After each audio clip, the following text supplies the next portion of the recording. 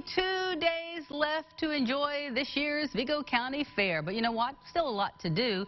Nicole Christine is at the fairgrounds where they're celebrating 89 years of fun, livestock shows, and 4-H projects. Let's check in with her. Good morning, Nicole.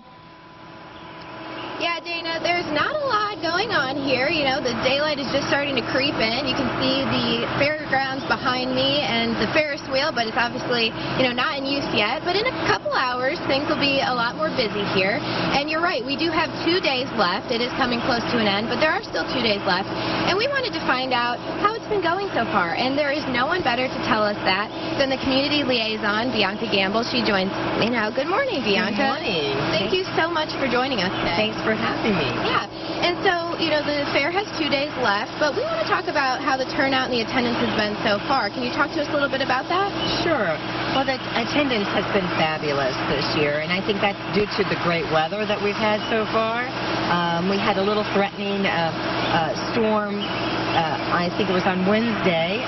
That created a little bit of a problem for our Tuesday movie night, but we just relocated it, and it went off without a hitch. So the fabulous weather creates a great fair, so it's going very well.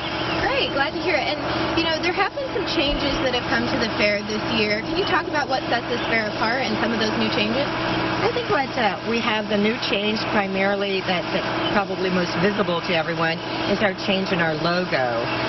And then we have had new events like the Tuesday movie night. This evening we'll have the horse and tractor pull. That's a new event. And, we've always had the demolition derby that brings a big crowd in. But there's subtle changes. There's been some structural changes with barns and bathrooms and even the trash pickup's been a new change. But all of that is for the good, and it helps the fair go more streamlined. And it sometimes meets with resistance, but when people get used to it, and it will happen next year, it'll all be with open arms, and it'll just become commonplace. So it's going very, very well. Great. And you mentioned a couple of the events, but we still do have 2 days left. So can you talk about a couple things that people might want to get out and see before the fair ends? Well, I think the one thing that I really want to talk about this morning is this evening we have the 4-H auction, and the 4-Hers who have livestock are, if they meet requirements, are entitled to auction off, whether it be a swine or a goat or whatever the animal might be, but they can auction it off. But the public is invited.